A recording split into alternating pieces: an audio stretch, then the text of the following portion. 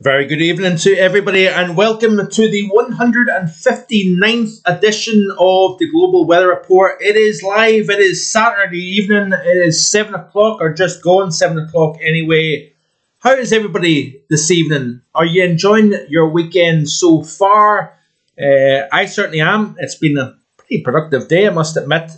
Done a little bit of relaxing after getting up off the night shift. Didn't sleep particularly great, I must admit. I went to bed at about 5:15-ish, and I was awake pretty much kind of 9:30, 10 o'clock onwards. So not the best of sleeps. For some reason, I seem to struggle a little bit with the sleeping on a Saturday. I don't know what the reasons for that is, but up and about, relaxed. Lindsay went off to work, and then I did a little hill walk. So, out for a couple of hours in the sunshine. Did a couple of videos, it has to be said. The announcement of the winter forecast coming up was released today. And also, did a 4.5 mile walk, and it was good, I must admit. It really did feel good. The knees are a little bit sore. I feel a little bit knackered, it has to be said. I used to do a lot of hill walking actually back in the day, but not in recent times. But I'm trying to eat a bit healthier, eat a bit less, drink a bit less, and also get a bit of exercise in as well for good measure. So good evening to Paul James and to City Andy. Hope you're both well, not working too hard, enjoying your weekend so far. Certainly was a pleasant enough day. I think there's been a lot of cloud cover across much of the UK, but wasn't too bad up here, I must say. Clear skies tonight, the temperature back down to 4 Celsius after 11, 12 Celsius this afternoon. Good afternoon to Station Edwards. Hope you're doing well on this Saturday evening. What is the plans for the rest of the evening after the live stream? I'd be curious to know, because I can't talk about Sunday dinner just yet. It's a bit early. So it's the first Saturday evening stream for a little while. Back at the same time next week, because I am going to be talking the second winter update. And if you haven't already watched the little short that I released earlier on the channel, the winter forecast will be released in the form of a live stream on Sunday the 30th of November. So excited about that.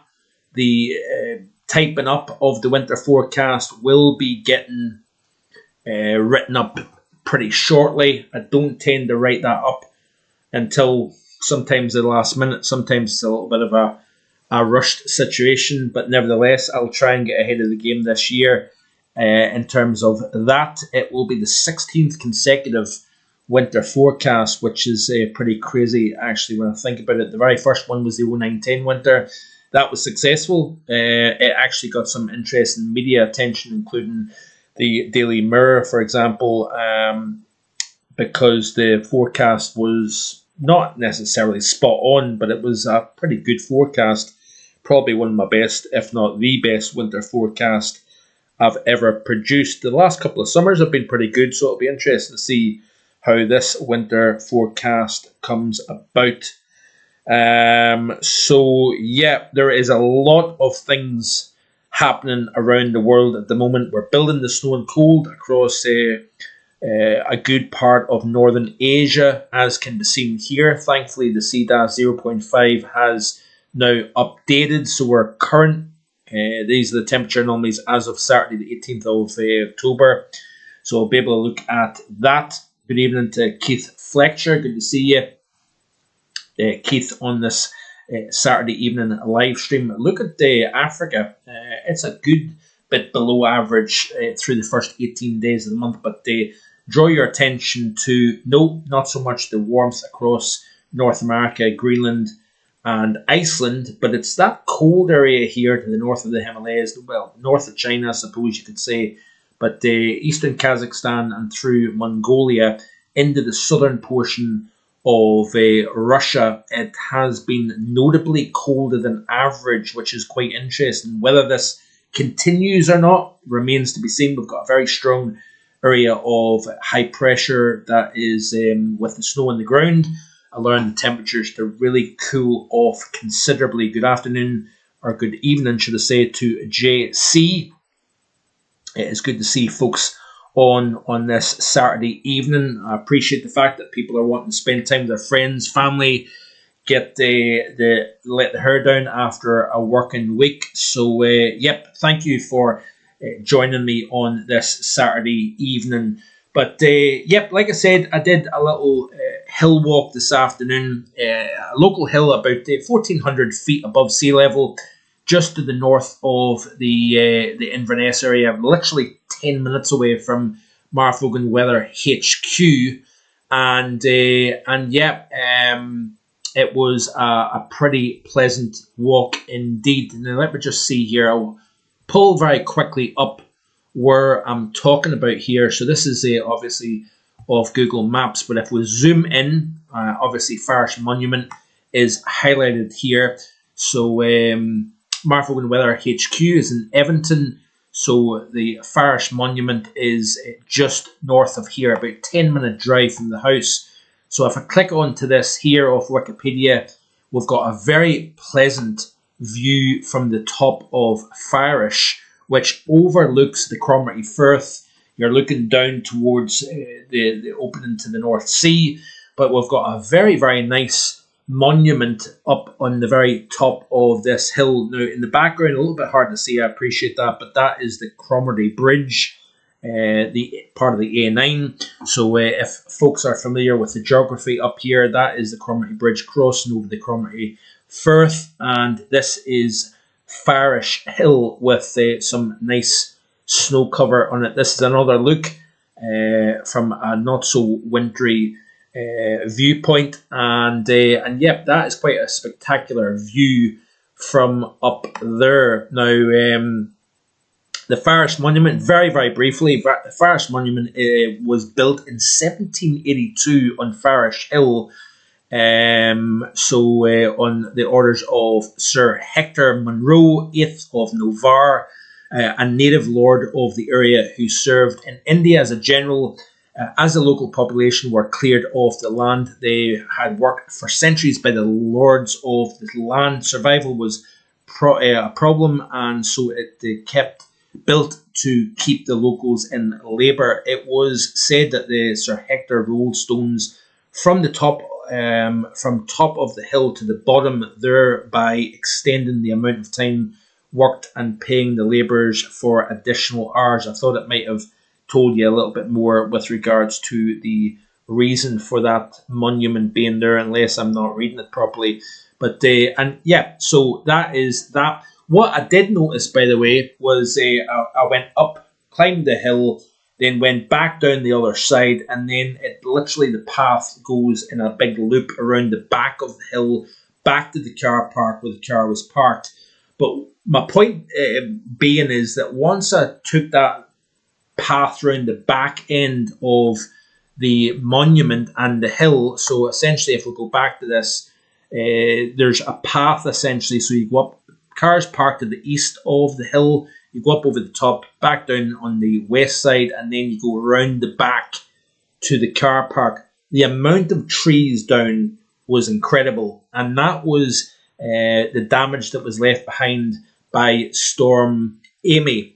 So I've caught a little video, and I've also taken some photographs. So what I am going to do is I am going to, live on this video, I am going to try and release those photographs, and you can see the dozens of trees that were brought down due to the winds of Storm Amy. Now, there is a wind farm, again, about 10 minutes away here, up over the hill, and there was a report of a 115 mile per hour gust on top of that, on top of the hills just at the back of the house here.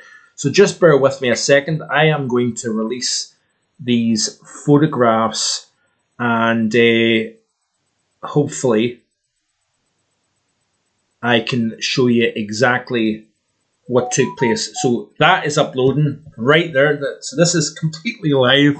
A little impromptu idea that I just came across there. So I'm going to pull up these photographs and show you the amount of damage that was caused. Now, it was a bit of an interesting walk, trying to get under, over, around the trees that had failed from. Check this out here. So this is literally just coming through now. So this is off markvoganweather.com on Facebook. You can check that out if you haven't already, and you've got Facebook. You can give me a follow and keep up to date. So check this out here. These are the images that I captured this afternoon. So yeah, I did a pretty good job actually getting along this path. So I'm going to go back onto the chat. So bear with a second here. Good afternoon or good evening. I keep saying good afternoon because I'm used to a Sunday afternoon live stream. Good evening to our very own Richard Trott. He has done a fantastic job. I've got a couple of new thumbnails that I'm excited to show. They will be released on the Monday evening European Outlook, so stay tuned for that. Good evening to Stuart Bunting as well. So yeah, check this out here. This is the tree damage from Storm Amy on the path at the back end of Farish Hill, and yeah, we've seen. Look at the size of this here. So look at this. This is the roots getting ripped out of the ground due to the winds, the powerful winds that were generated by Storm Amy. This area was hit pretty hard. We did lose power. Thankfully, it was for a short period of time. But yeah, there's a photograph of myself, but trying to give you an idea of just how big this root system is that has been essentially torn out of the ground. So pretty incredible stuff. So yep, that is the path that I navigated this afternoon when I was out walking and getting some exercise. I thought I would just show that to you. I've done a little video as well I will release here on this channel on YouTube coming up, so stay tuned for that. Plenty of firewood, says Rich. Yep, plenty of it indeed. And a chainsaw would have come in quite handy walking along the path this afternoon, it has to be said. So anyway, let's have a quick look at the CDAS data. We've got Ex-Typhoon Halong that devastated the west coast of Alaska. We've got Mexican floods, we've got Spanish floods, and so on and so forth. So we have got a lot of things to get through on this Saturday evening. Good evening to Barry Ellis. Hi Mark, hope you're okay. Love watching your lives and videos, very similar to 2010 this winter. Yeah, more on that next week. I've got a conflicting idea in terms of the upcoming winter season 2013-14, 2010-11. The La Nina looks as if it's going to fade as it progress through the course of the winter season as well. That could have a burn on the back half of the winter. Who knows? We will look at that in much more detail next Saturday evening in the live stream. So, yeah, globally, temperature anomaly wise, we've got a big area of cold here north of China. We've also got quite a chilly Africa compared to average, at least anyway. Central and southern Europe is actually colder than average compared to the Scandinavia, where we've got above average temperatures, Norway, Sweden, Finland, in the western portions of Russia, at least anyway. Bit of a mixture in the Middle East. We've got a colder than average Iraq, but we've got a slightly warmer than average Iran. Much of northern central India up into Pakistan, Afghanistan as well as colder than average. We've got a cooler than average southwest China. The far northwest of China is colder than average as well. But then we've had exceptional heat across eastern and southern China. So big contrast across the vast area of China. Warmer than average across Australia. We've seen some very warm temperatures for this time of the year. We're obviously still in spring down under. But temperatures as high as 44 Celsius in recent days. We've got largely warmer than average across Argentina, Paraguay, Uruguay, Brazil. But we've got a slightly below average up into the Amazon basin, up into Peru, and I get mixed up between Venezuela and Colombia. Look at the United States. We've got a very warm central region of the US. Look at pretty much all of Canada away from southern British Columbia is firmly warmer than average. Up into Alaska, warmer than average. Greenland and Iceland, warmer than average. And then if we look at Europe specifically, we're chipping away at that warm anomaly across the UK. So Central and Southern Europe, cooler than average away from Iberia. Still holding on to some warmer than average, according to this data anyway. The far south of England, parts of eastern England around Richard Trott territory in Yorkshire, and then up into the north of Scotland, north of the Central Belt, we've got warmer than average conditions. This is going to change, by the way, as we go through the next couple of weeks. So the second half of October certainly is going to be colder than average. If we quickly skip on to the GFS ensemble, let's have a look at the temperature anomalies real quick while we're on the subject of temperature and Europe. So this is the upcoming 7 days according to the GFS extended. But if we play through this, we've got this negative NAO signal showing up. This is the temperature anomalies according to the GFS ensemble into the 9 to 16 day period. So we are going to see areas of low pressure affect the UK and Ireland. We're seeing that now. Systems moving in off the Atlantic. Wet and windy conditions. We've got yellow warnings in place for that. Those systems will eventually move eastwards through the course of next week. It might be a slow process, but when it does, then we're going to start to see those northerly winds coming down, cold and average conditions. Yeah, it's not going to be exceptional for late October by any stretch, but nevertheless, it will be the first notable cold spell of autumn. Paul James saying Siberia cold is getting stronger. Yes, Paul, we'll look at the cold. We'll see how cold it's been, how much the snow is growing as well, and comparing it to above average. Not been above 11 Celsius for the last 4 days, says Rich.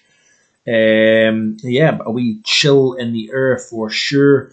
It's been dry compared to average. Let's have a quick look at the precipitation anomaly for the last 10 days, and yeah, it's below average. So despite having a wetter than average September away from the north of the UK up here, it was below average, but the majority was wetter than average for September. We're back in that kind of below average streak. Yeah, we're obviously turning wetter over the next 7 days. If we look at the precipitation anomaly over the next 7 days, you can see quite clearly that we are going to turn wetter than average. So let's have a quick look over the next 7 days. So yep, away from the north and northwest, it's generally wetter than average with areas of low pressure moving in off the Atlantic. Some of those lows, I'm going to be keeping an eye on the depth of those lows. We've got quite a robust return of the Mann-Julian oscillation over the Indian Ocean. That's going to progress eastwards through the maritime continent, and then possibly late October into early November, we may see the MJO moving into the West and Central Pacific. What influence does that have on the pattern going forward? That remains to be seen.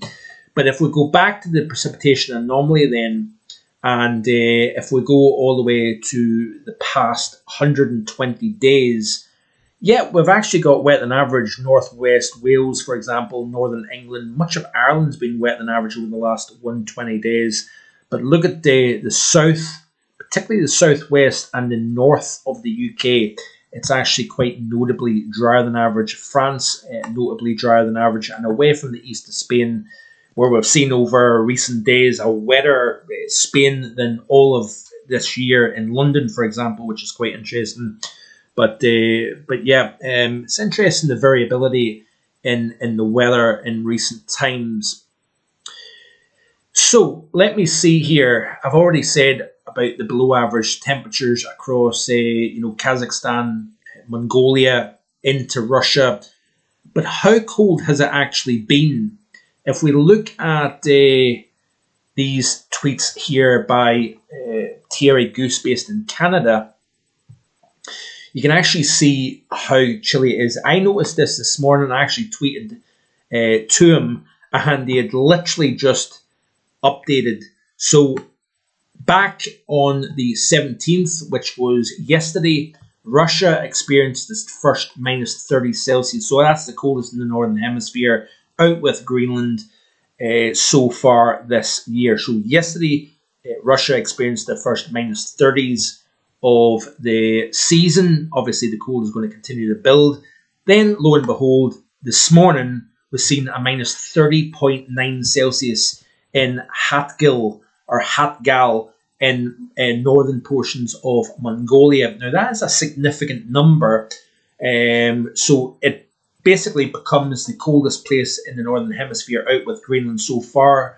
Northern portions of Mongolia, minus 30.9. This is the third coldest October temperature since 1963 here. The record is minus 33 that was set back in 1976. So notable cold for this time of the year in places such as Mongolia and even parts of southern Russia, which is rather interesting. Now, if we look at the snow situation, this is how the Northern Hemisphere is looking as of the 17th of October.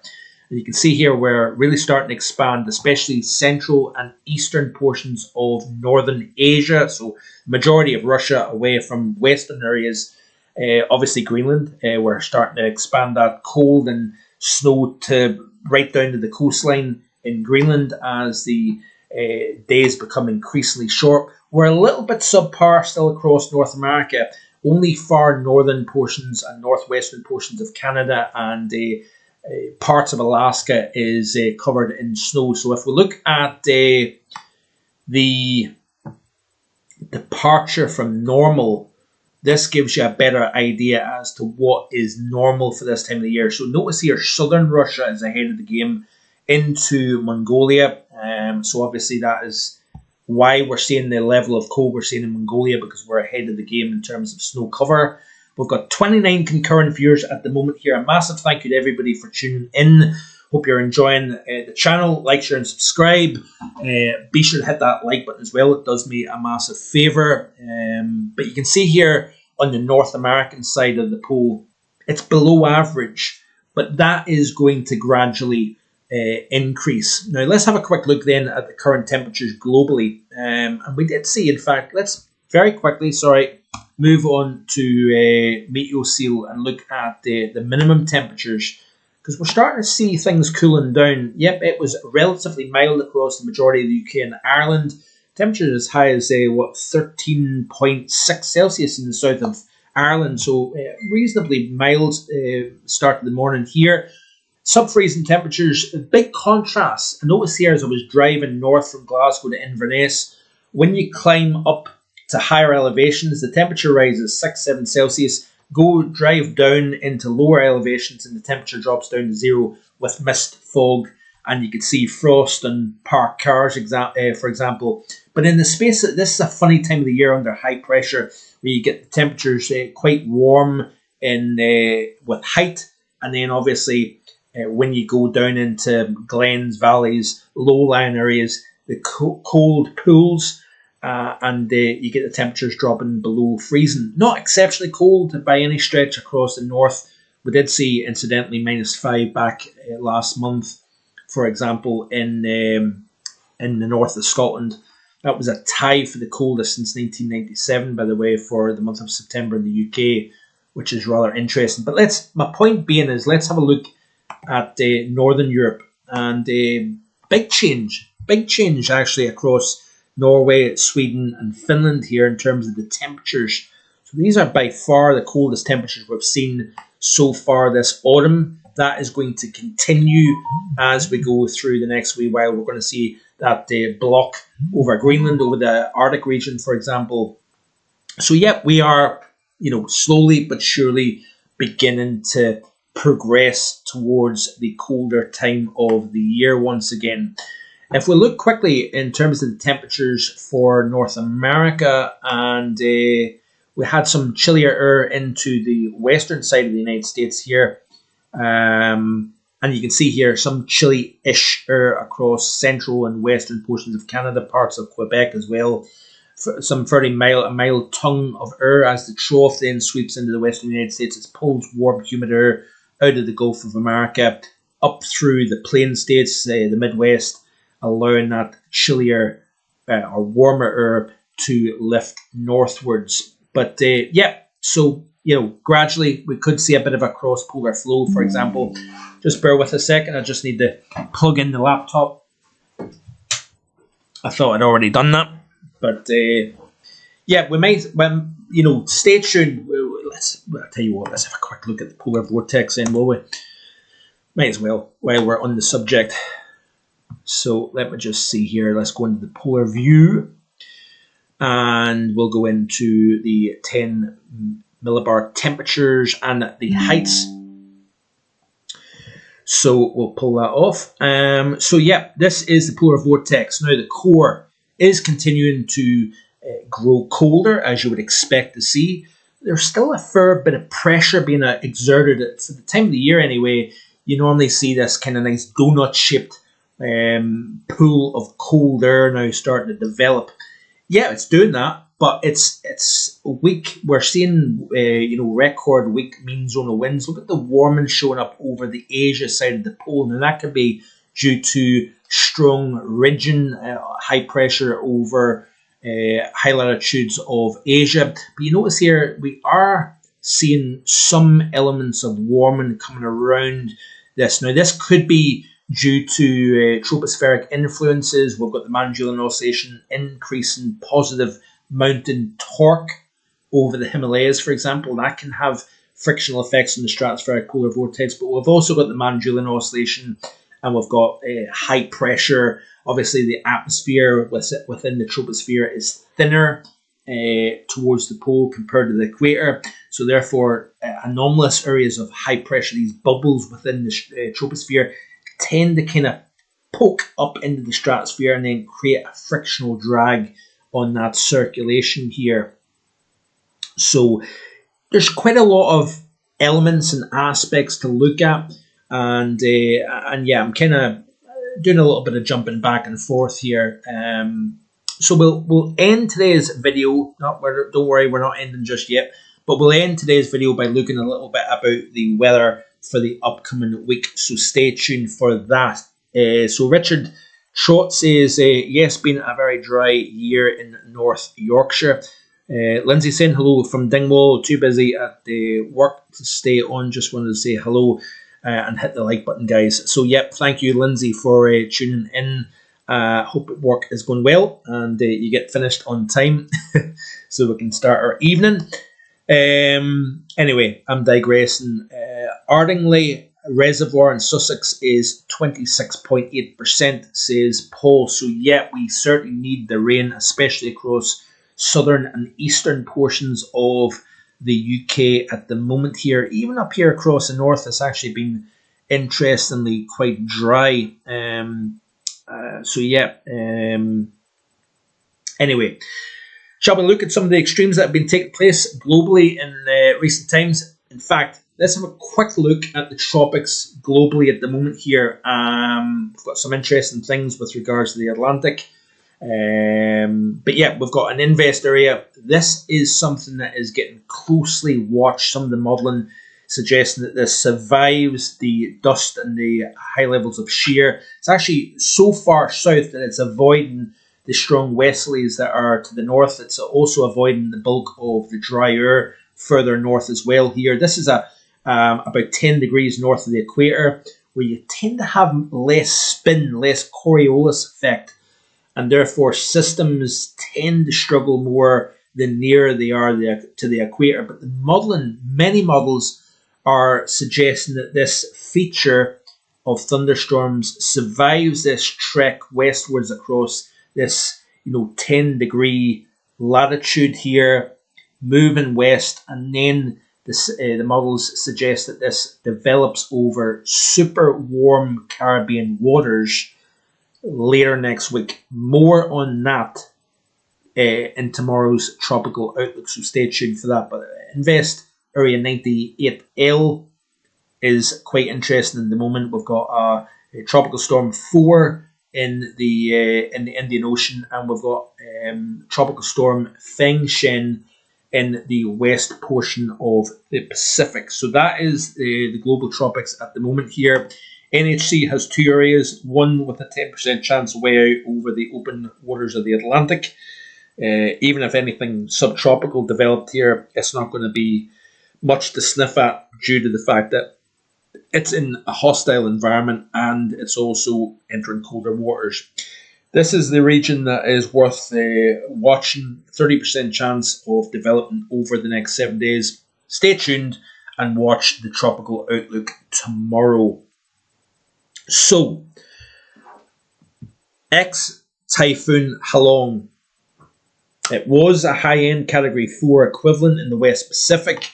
It had some significant impacts on parts of Japan, damaging winds, heavy rain, etc., etc. We did see winds sustained at 115, lowest pressure at 934. I think the highest winds that was clocked, that was actually measured on land, so 115. But it was a high-end Category 4 with the pressure at 935, yet the winds sustained at 140 miles per hour. So this was when it was in the tropics. It was obviously feeding off the warm waters beneath. It was within a high-pressure zone. Then the system, as we see with systems in the Atlantic, then moved up into the colder environment of the North Pacific. It engaged with the jet stream. It really intensified the Pacific jet. And also it transitioned from tropical to extratropical and then moved through the Aleutian Islands. You can see here the track of Ex-Typhoon Halong moving through the Aleutian Islands here. So this is where it was a Category 4. It moved close enough to the eastern side of Japan to have significant impacts here. And then it swept out into the North Pacific, transitioned, and then barreled up into the west of Alaska. Now, if you haven't already watched some of the footage on social media and news, for example, I want to play this video. It's very interesting. Unfortunately, it's quite a sad story. And it really goes to show how rural and how remote this part of the world is. If you think northern Scotland, my dad always refers to the north of Scotland being remote. He doesn't like remoteness. He likes civilization. He lives just north of Glasgow. He wouldn't want to live anywhere further away from any major town or city than he is. He thinks up here is rural, but this kind of puts things in perspective, I think. Check this video out here. This is from Fox Weather.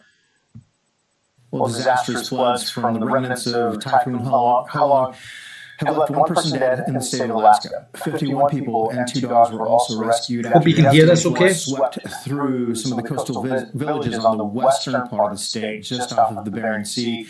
10 feet of water rose in about 4 hours at Kipnuk River on Sunday, and you can see all of the damage caused by these record-setting floods in this drone footage. Let's talk more about what happened and how it all came about. Can you hear this okay? Some reports out of Alaska on social media and other outlets. Man, there were homes that were picked up and were floating down the river and just not where they belong. Here's a look at Super Typhoon Halong. It was massive. And when you talk about Super Typhoon, some of the winds were up at 156 miles per hour. When you think about a United States hurricane, same thing, just different name, you're talking 156, that's top-end Category 4. You get to 157, you're a Cat 5. So it was right there on the verge of becoming Cat 5. It was massive. Moved right along the coast of Japan. The steering mechanisms, we always talk about that, played huge on this. In fact, we had a huge dip in the jet, helped to pick the storm up, and guess where it took it? Well, here's the dip in the jet. It took remnants of this after it had a short life as a tropical storm, right into the Bering Sea, slamming the west coast of Alaska, skipping over the Aleutian Islands, and now they're actually dealing with another storm, not this type of storm, but they're going to get some rain from this. That storm is going to go to the south. We highlight this as we look at the enhanced satellite going back to the 8th through the 12th. There's Japan. You can see the well-defined eye holding steady. Here comes the jet. You can see the jet just up to the north, right about there. Starts to pick this up. The remnants that are left of it, the moisture, because it doesn't just disappear, move over the Aleutians and then right into Kipnuk. That area and many of these villages here facing the western side, on the western side of Alaska, saw the water rise fast and furious in a short period of time. The Kipnuk. Now, listen to these water rises. This is amazing, actually, when you think about this. Just take this into consideration. Very, very flat terrain, fully exposed to the Bering Sea. Thanks, Rich, for letting me know that you can hear. Unfortunately, there is an echo. I don't quite know how to fix that. But anyway, check this out. This is quite interesting what he's saying here with regards to the water rise within 4 hours. At the tide gauge, when we're looking at this, it had a record. It rose, look at this, 10 feet in 4 hours. That was it. And a lot of people were actually asleep when this happened, so a lot of people were actually sleeping. The record, by the way, was 13 feet. This all happened quickly in a short period of time. Other areas that saw not only the flooding waters and the winds, by the way, up, but some very strong winds. These winds slamming the island either from the south or portions of the south and southwest, 78 to 100 miles per hour. So not only were they dealing with some very, very rough conditions with the rain and the flooding, but Britta, those winds were coming down hard and the water was just choppy. If you see these images coming through, it was nonstop. So we think about Alaska as they go to rebuild, they will get some rain in the coming day from another system, just a regular system. That one is moving to the south of the Aleutian Islands. So yeah, 10-foot rise in water level, 78 to 100 mile per hour winds driving on shore, and check this out. This is some of the scenes, the effects of. I actually thought this video showed this, but check this out. Devastating storms and catastrophic. This is CBS Evening News. I think this sounds a wee bit clearer than the other one. I couldn't be wrong. Flooding have left a trail of destruction in western Alaska and have forced hundreds to evacuate. CBS's Carter Evans reports entire communities are now considered uninhabitable. Images coming in from western Alaska show widespread flooding and devastation, entire communities seemingly underwater. This is the village of Kipnik. When the typhoon slammed the coastline, homes were ripped from their foundations and washed out to sea, some with people still inside. Nicholas Mills watched it happen. They had to climb out of their bedroom window. Good evening to Barry Ellis and to Adam Blunston. Thanks for tuning in. Board boats. This part of Alaska is so remote that by the time rescuers flew in Sunday, people had to be plucked from their rooftops by helicopter. This was the perfect setup to drive the most amount of water in living memory into these communities. Rick Tolman is a climate specialist with the University of Alaska Fairbanks. Nearly the entire towns are less than 10 feet above the high tide line, and there's no higher ground anywhere nearby.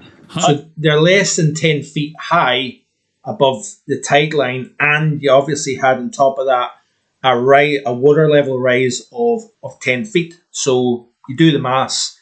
Pretty scary stuff. Hundreds had now been flown to temporary shelters more than 500 miles away from their flooded coastal villages. It sounds like people are going to have to find some long-term emergency housing. Absolutely. The reality is there's going to be hundreds of people with nowhere to go for at least many months. Tolman also says federal budget cuts to the National Weather Service have reduced the number. Very good evening to Chris A. and also to JC. Of weather balloons released in the area. Does it concern you that we're not getting this detailed weather data? Absolutely. Here in Alaska, there's an old saying, weather is not small talk. Weather is often life and death. Now, for this flood, weather warnings did go out days ahead of time, but there is concern about the... So you've got obviously the general idea of this anyway. Significant situation here.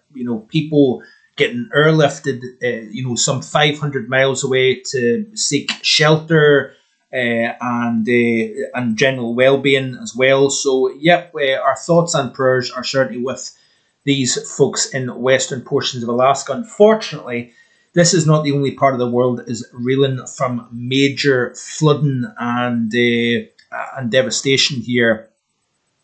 Very good evening to Braemar, Ballard, or D-Side and Donside Weather. Thanks for tuning in. Not a problem, Chris. You can obviously watch back later on if you wish, my friend. Hope you're enjoying your weekend so far. So let's move on then and look at the terrible situation that is unfolding. I know it sounds very doom and gloom this here, but this is the Global Weather Report. This is looking at all the extremes taking place around the world, and this is the place to be for that heavy rainfall, a collision of tropical systems over the mountainous regions of central Mexico has caused devastation, to say the least. Check this video out here by NBC News. Tonight, the desperate search for 65 people still missing after catastrophic floods swept through Mexico. 64 people confirmed killed as days of torrential rain pounded the central and eastern parts of the country, pushing rivers past their limits, a wall of water washing away homes and swallowing up cars. Epifania Hernandez in the state of Veracruz says people are trapped, adding she, her family, and others have been left with nothing. Local authorities there say the Cazones River rose nearly 5 feet in just a matter of minutes, leaving no time for residents to escape. This business owner saying no one was prepared for this, pointing to the tables, chairs, and everything else he's lost. The National Guard and local rescue teams have been searching for survivors through waist-deep water for days. 900 rescues carried out on Friday alone, according to Mexico's Navy. Mariana Santos says she was able to get out, adding that her family members barely made it. Images from above show the destruction. What was once lush and green, now underwater. Electricity cut off, roads blocked by debris, and streets covered in mud. A total of 8,700 military personnel on the ground to assist in the recovery effort. Mexican President Claudia Sheinbaum touring the devastation Sunday, vowing to help with cleanup, food, and drinking water. And the Mexican president announced today. So yeah, a very, very devastating situation unfolding in Mexico as well as up in Alaska. That continent is certainly getting hit pretty hard these days. Both extremes sides of, you're talking about the very far south of the continent versus the very far north of the continent. Barry Ellis saying those poor people in Mexico awful to see. Certainly can vouch for that, Barry. So anyway, let's see what else is on the agenda. Then we'll look at disaster news because there has been quite a few stories flooding wise coming out of Spain in recent days. So even down in Spain, last weekend, obviously we had the flooding, but I think this actually might be from last weekend, if I'm being honest. Bear with a second here. Look at these scenes here. This is from parts of Spain. But I wanted to show you here the terrible situation actually coming out of Bolivia. This is a scene here from Tarija City.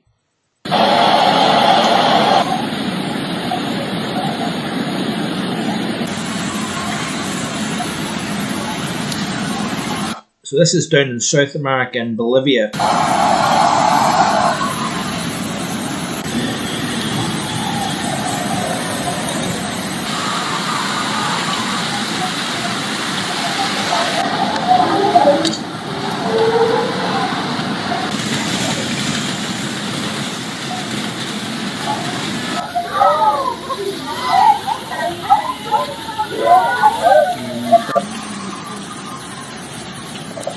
That is mental, isn't it? That is crazy stuff.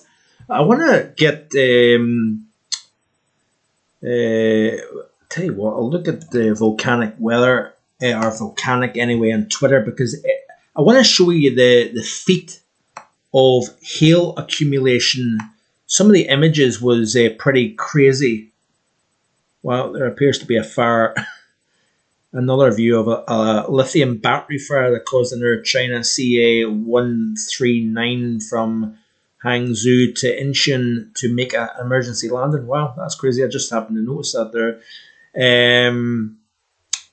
Let me just see here if I can pull up the hail accumulation. Is it going to show me it? I'll tell you what.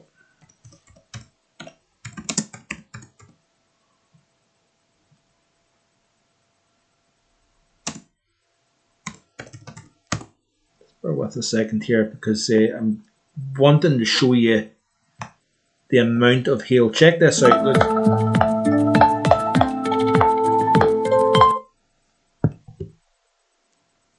That's crazy, isn't it? So it's bad enough seeing the floodwaters, the hail on top, but check that out there. Feet of hail in this particular city in Bolivia.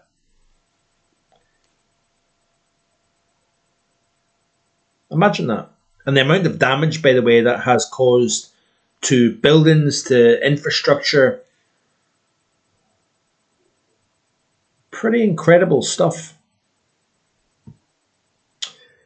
Okay, so let me just see here. Interesting things going on down under, both in Australia. We're talking about the record-breaking temperatures, but also we're talking about cold in Antarctica as well. So that's the cold in northern portions of the planet. But if we look at sorry, 2 wee seconds here. I should have this up, but I don't. But yeah, temperatures as high as 44.3 Celsius. This is from Ventusky on Twitter. Australia experienced its hottest day of the season so far. In central regions, temperatures frequently exceeded 40 Celsius. At Telfer Station, the temperature reached 44.3, breaking the previous record for 2002 by 0.2 Celsius. Temperatures across Australia are currently 10 to 15 Celsius above average, which is pretty impressive in terms of warmth. And I also wanted to show you the cold down in Antarctica. So despite the fact that spring is currently turning into summer down at the South Pole, obviously it doesn't warm up particularly in the centre of Antarctica, but nevertheless, temperatures down to minus 61.3 Celsius is the lowest levels for the past 40 years. On the 15th of October 2025, the Edmundston Scott Station at the geographic South Pole recorded 61.3 below freezing. This is the lowest October temperature since 1981, which is quite interesting actually. So we've got 38 concurrent viewers. Do me a favour, before you leave today's stream, please hit that like button, but also more importantly, hit the subscribe button. Content 7 days a week. We don't only just look at the UK, Ireland, Europe, but we're looking, like you can see here, at the global picture. Not many channels out there do what I do in terms of the variety that we look at. Good evening to Carol. I may have or may not have already said good evening to you, Carol. I do apologise if I repeat myself. And also good evening to our very own Sync Splint as well. So it is good to see folks on this Saturday evening. So let me see here. Spoken about the polar vortex, Antarctica cold, the building, the cold and the snow in the northern hemisphere. I'm making a point of not missing out on anything. So I put in the title, was it last week, the EF5 tornado that was declared in the United States? That was from Enderlin, North Dakota, back on the 20th of June of this year. Then there was a forensic analysis done by the National Weather Service, and they deemed that the amount of damage that was caused was of EF5 strength. That's the first EF5 in the United States since 2013. The Moore, Oklahoma tornado was the last time we've seen an EF5. That's winds in excess of 210 miles per hour, by the way. So, yep, that is that. Let me just see here if there's anything else in the likes on Twitter. Sometimes I like something to remind myself. I don't necessarily retweet it because I think sometimes you can end up retweeting too many things. But let me just see here if there's anything else that I could show. Interesting here out of China, the amount of warmth in recent months has been pretty staggering. But the record number of days at or above 35 Celsius in China's provisional capitals. So I had the Nanchang record 79 days above the 35 Celsius, even places such as Shanghai 54 days at or above 35 Celsius. It has been an incredibly hot spell across these parts of the world. We're going to be talking more in detail about the Manjulian Oscillation, etc., coming up in the European outlooks. So stay tuned for that. It was Gavin Partridge's birthday a couple of days ago. So happy birthday to Gavin, and I hope he is keeping well these days. So let me just see here if there was anything else I can show.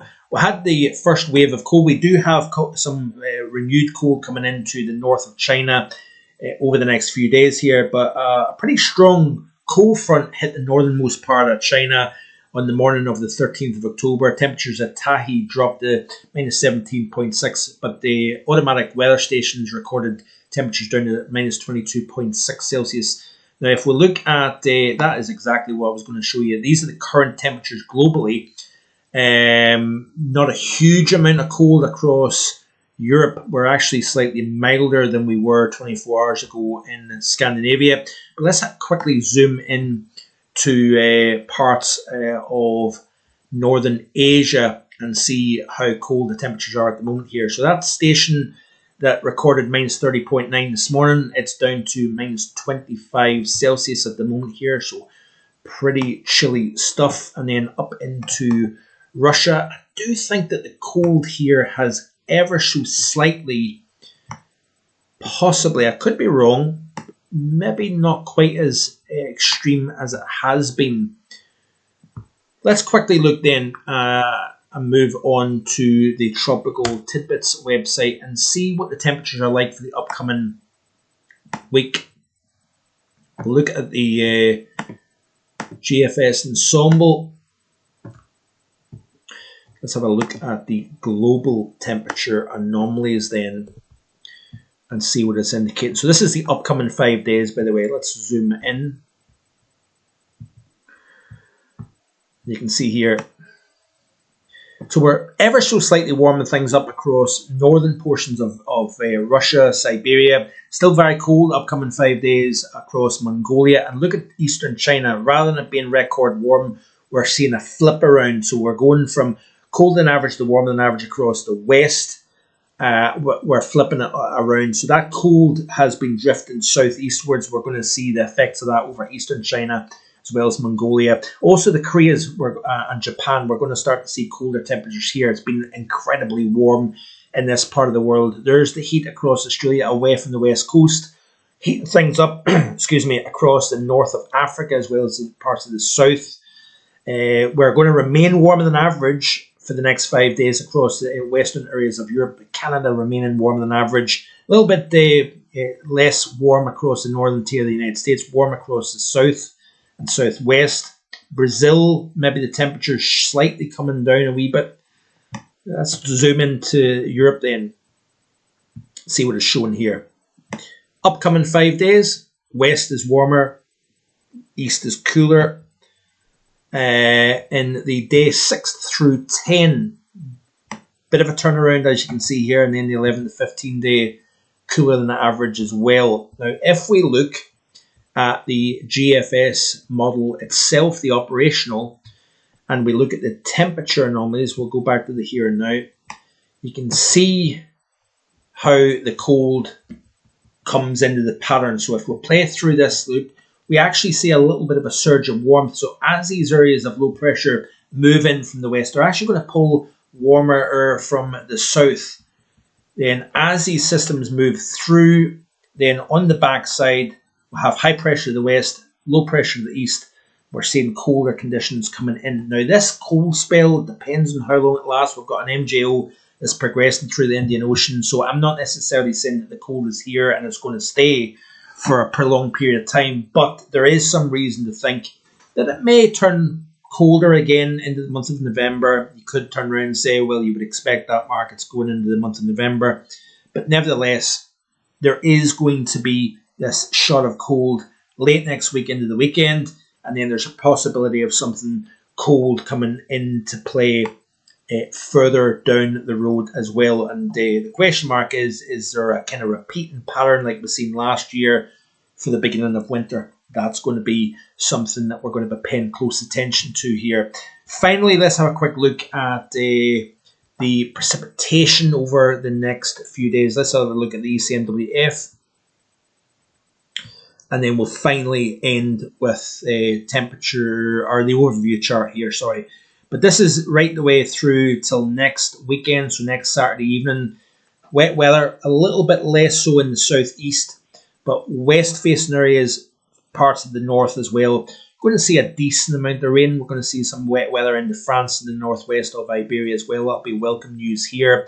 Let's zoom in to the UK specifically.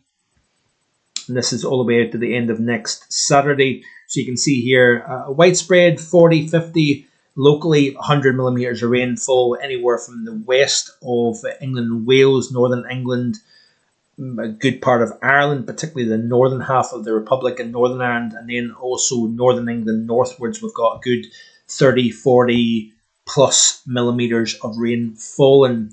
Let's finally end then with a look at the overview, and then we'll look quickly at the 850s. So there's the area of low pressure moving in, pressure ever so slightly coming up as it crosses the southern half of Ireland and the UK here. Wet weather lifting north across the north, and then we've got this band of precip, strongest winds probably into France, possibly the Northern Isles as well. Then we've got multiple centres of low pressure. We've got this trough in the mid and upper levels here with little spokes of low pressure cycling around this trough. We've got more wet weather moving in at the base of the trough, sweeps into the UK and Ireland. Look at the pressure here, down into the 960s in millibars. There's 961 millibars here.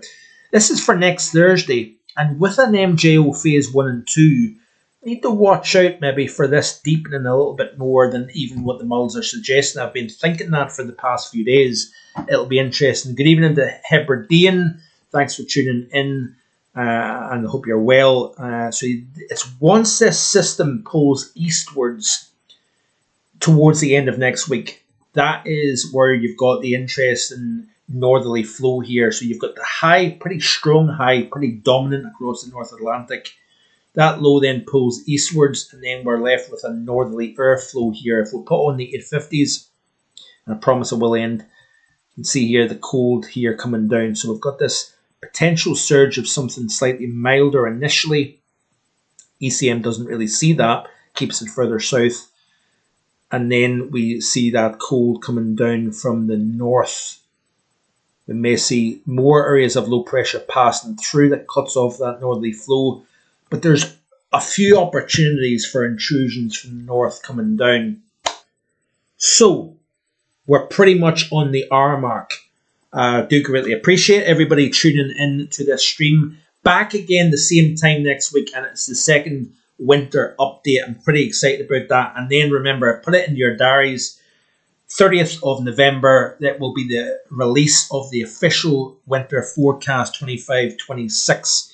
What will it be? Will it be stormy? Will it be cold? Will it be mild? Will it be a bit of everything or not? We shall wait and see. But a massive thank you to everybody for taking part. Those who have entered the live chat and spoke with each other. I do greatly appreciate that. It's always good to see some good chat on the live chat. But not everybody does it, and I do appreciate that as well. But thanks for watching in. Enjoy the rest of your weekend. Have a safe one. Check out the Tropical Outlook that will be released about 5 p.m. tomorrow evening. And then we'll have a full upcoming week of European outlooks. Plenty of things to get our teeth into with regards to that. So take care. Thanks to everybody.